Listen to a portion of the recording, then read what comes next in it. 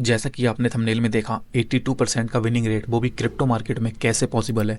Actually it's possible. ये मेरा last 6 month का ट्रेडिंग स्क्रीनशॉट है, जिसके अंदर मैंने 289 ट्रेड्स में से 227 ट्रेड्स प्रॉफिट में क्लोज करी with the very decent amount of winning rate.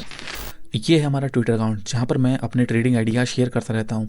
Last trade idea मैंने XRP का शेयर किया था। XRP के अंदर आप लोग देख सकते हैं, मैंने यहाँ पर एक बाइंग रीजन दिखाया है रेड बॉक्स के अंदर।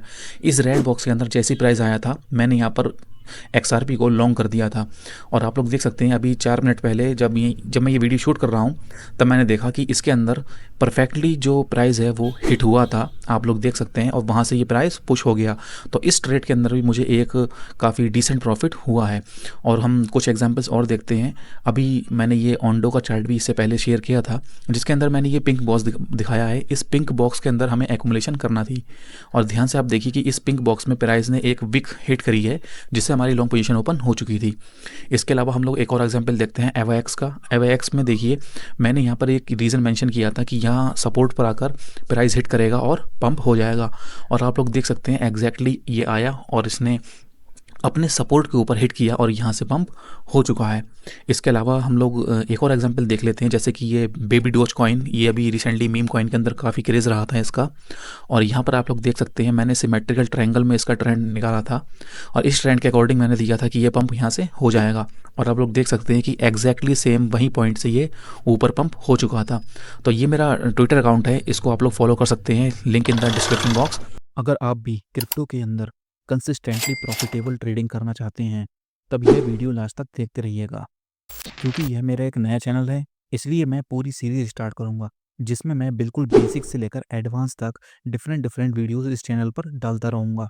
और मैं गारंटी देता हूं, अगर आप मेरी सारी वीडियोस देखते रहे, तब आप भी मेरी जैसी चार्ट रीडिंग और टेक्निकल एनालिसिस से अपनी ट्रेडिंग एक्यूरेसी को 80% से ज़्यादा कर लेंगे। क्योंकि मैं 2016 से क्रिप्टो ट्रेडिंग के अंदर हूँ, इसलिए मैं अपना पूरा एक्सपीरियंस आपसे शेयर करने वाला हूँ। So here is the list to start our journey. सबसे पहले हम इसके अंदर समझेंगे व्हाट इज़ बिटकॉइन, मतलब कि ब्लॉकचेन टेक्नोलॉजी क्या है और बिटकॉइन क्या है, क्योंकि जो बिटकॉइन है वो ब्लॉकचेन टेक्नोलॉजी के ऊपर रन करता है। और इसके बाद सेकंड नंबर पर हम समझेंगे how to do fundamental analysis on any coin. इसका मतलब ये है कि अगर आप कोई भी कॉइन खरीदने जा रहे हैं, तो सबसे पहले उस कॉइन को खरीदने से पहले उस पर आपको क्या-क्या रिसर्च करना चाहिए, मतलब आपको वो कौन-कौन से फैक्टर्स हैं जिनको ध्यान में रखते हुए आपको कॉइन्स को बाय करना है। मैं डायरेक्टली आपको ये नहीं बताऊँगा कि कॉइन को कैसे बाय किया जाता है, क्योंकि अगर मैंने ये बताया तो आप कोई भी रैंडम कॉइन पिक कर सकते हैं। तो अगर आप कभी भी एक्सचेंज के ऊपर कोई भी कॉइन बाय करने जाते हैं या कोई भी क्रिप्टो बाय करने जाते हैं, तो एटलीस्ट आपको ये बात पता होनी चाहिए कि मुझे कौन-कौन से ऐसे फैक्टर्स हैं जो मुझे दिमाग में रखते हुए उस कॉइन को बाय करना है, तो जिससे कि आप अपना डिसीजन बेहतर तरीके से ले पाएँ। इसके बाद हम लोग तीसरे नंबर पे समझेंगे where and how to buy any coin, मतलब किस एक्सचेंज के ऊपर हम लोग किस तरीके से आपके बैंक अकाउंट में जो INR पड़े हैं, उस रुपीज़ से आप किस तरीके से क्रिप्टो को बाय कर सकते हैं। उसके बाद हम लोग समझेंगे सबसे मोस्ट इम्पॉर्टेंट टेक्निकल एनालिसिस। और मैं पहले ही बता दूं, टेक्निकल एनालिसिस के अंदर मैं इसके अंदर बहुत सारे वीडियोस लेकर आने वाला हूं, जिसके अंदर मैं वीडियो बाय वीडियो में अलग अलग इंडिकेटर्स को देखना, चार्ट रीडिंग करना कि किस तरीके से चार्ट रीडिंग करना है। उसके अलावा चार्ट को देख करके ये पता लगाना कि आने वाली पॉसिबिलिटीज़ क्या रह सकती हैं। ये सारी बातें मैं टेक्निकल एनालिसिस के अंदर करने वाला हूँ। और इसके बाद हम लोग बात करेंगे रिस्क मैनेजमेंट के बारे में, क्योंकि क्या होता है, कई बार आप लोग टेक्निकल एनालिसिस सीख लेते हैं, आप लोग फंडामेंटल एनालिसिस भी सीख लेते हैं, और इसके बाद आप लोग अगर कॉइन बाय करने जाते हैं, तो आप लोगों को जो मिस पॉइंट रह जाता है वो ये है कि रिस्क मैनेजमेंट कैसे किया जाए। क्योंकि आप लोग नहीं जानते हैं कि रिस्क को कैसे मैनेज करना है, कैसे हमें अपने फंड को मैनेज करना है। तो ये एक बहुत ही इंटरेस्टिंग टॉपिक है जनरली, और दूसरे लोग जो होते हैं वो उसके ऊपर बात नहीं करते हैं, लेकिन मैं आपको सिखाऊंगा कि एक अच्छा रिस्क मैनेजमेंट और फंड मैनेजमेंट आपको कैसे करना है क्रिप्टो के अंदर। मतलब सपोज दैट आपका पोर्टफोलियो है, तो उसमें से कितना परसेंट आपको कहाँ लगाना है, कितने परसेंट आपको रोक कर रखना है।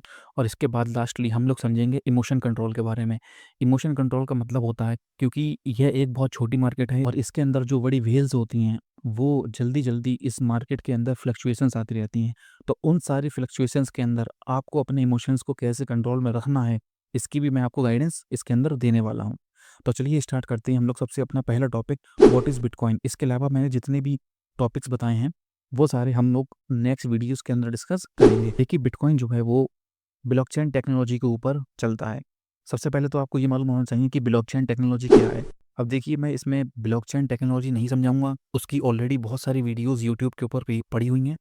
तो आप लोग उन वीडियोस को जाकर ये बात समझ सकते हैं कि व्हाट इज़ ब्लॉकचेन टेक्नोलॉजी। जो मनी है, मनी को एक सेंट्रलाइज्ड गवर्नमेंट कंट्रोल करती है। मतलब ये बात गवर्नमेंट के हाथ में है कि वो कितना मनी प्रिंट कर सकती है, कितना मनी प्रिंट नहीं कर सकती है। मतलब उसके ऊपर एक सेंट्रलाइज्ड अथॉरिटी का पूरा कंट्रोल है। जैसे इंडिया के अंदर आरबीआई है और यूएस के अंदर डॉलर के ऊपर जो कंट्रोल है वो फेडरल रिजर्व बैंक का है। अब बिटकॉइन इससे किस तरह अलग है?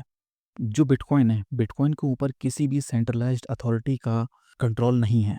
बिटकॉइन पूरी तरीके से डिसेंट्रलाइज्ड है। अगर कोई भी सरकार चाहे तो कितना भी मनी प्रिंट कर सकती है, जैसे कि मैंने आपको अभी बताया था। रिसेंटली आप लोग देख सकते हैं वेनेजुएला के अंदर जो हुआ था अभी, वहाँ पर क्या हुआ था कि बहुत सारे मनी प्रिंट कर दिया गया। उससे क्या हुआ, सप्लाई बढ़ गई मनी की। अब जो बिटकॉइन है, देखिए बिटकॉइन का जो इन्वेंशन है वो 2008 में सतोशी नाकामोटो ने किया था। अब जो बिटकॉइन है उसकी जो टोटल सप्लाई है वो 21 मिलियन है। मतलब बिटकॉइन को हम लोग 21 मिलियन से ज़्यादा नहीं बना सकते। मतलब बिटकॉइन 21 मिलियन से ज़्यादा नहीं बन सकता। बिटकॉइन एक पब्लिक नेटवर्क है, इसको बहुत सारे लोग मिलकर चला रहे हैं। अगर आप लोग एक कंट्री से दूसरे कंट्री में मनी को ट्रांसफ़र करना चाहते हैं तो फॉरेन एक्सचेंजेस का चार्ज बहुत कटता है। अगर आप अपने डेबिट कार्ड या क्रेडिट कार्ड से किसी दूसरे देश में किसी को मनी को ट्रांसफ़र करेंगे तो उसमें आपको एक अच्छा खासा चार्ज देना पड़ेगा। लेकिन बिटकॉइन के अंदर क्या होता है कि आप यहाँ बैठे-बैठे पूरे वर्ल्ड में किसी को भी बिटकॉइन सेंड कर सकते हैं। अब इसमें होगा ये कि जो बिटकॉइन है वो सामने वाले के पास पहुँच जाएगा विदिन मिनट्स। और उसमें क्या होता है, बहुत ही छोटी-सी मिनिमल फ़ीस लगती है जो कि माइनर्स के पास जाती है। अब माइनर्स क्या होता है ये मैं आने वाली नेक्स्ट वीडियोज़ में डिस्कस करेंगे बिटकॉइन माइनिंग के बारे में। और अगर आप लोग बिटकॉइन को इन डेप्थ अच्छे तरीके से समझना चाहते हैं तो देखिए, मैं एक सिंगल वीडियो में आपको नहीं बता सकता हूँ। तो इसके लिए मैं आपको एक बुक रेफ़र करता हूँ जो मैंने भी पढ़ी है। इसका नाम है द बिटकॉइन स्टैंडर्ड। देखिए ऑलमोस्ट जितने भी अच्छे जो क्रिप्टो इन्वेस्टर्स हैं, ऑलमोस्ट सबने इस बुक को पढ़ा है। अगर आपके पास इतना टाइम नहीं है कि आप इस बुक को पढ़ सकें तो आप मेरी सारी वीडियोज़ देखते रहिए। आने वाली वीडियोज़ के अंदर मैं आपको धीरे-धीरे सब कुछ क्लियर करता चलूँगा कि इस बुक के अंदर क्या-क्या है। अब मेरी जो आने वाली वीडियोज़ हैं, वो सारी बहुत ही ज़्यादा इम्पोर्टेंट होने वाली हैं, क्योंकि उसके अंदर हम लोग बिल्कुल स्टार्टिंग से बेसिक से सीखना स्टार्ट करेंगे, किस तरीके से आप लोगों को टेक्निकल एनालिसिस तक पहुँचना है, जिससे कि आप एक अच्छी प्रॉफ़िटेबल स्ट्रैटेजी बना सकें और अपनी ट्रेडिंग एक्यूरेसी को 80% से ज़्यादा कर सकें। Thank you so much.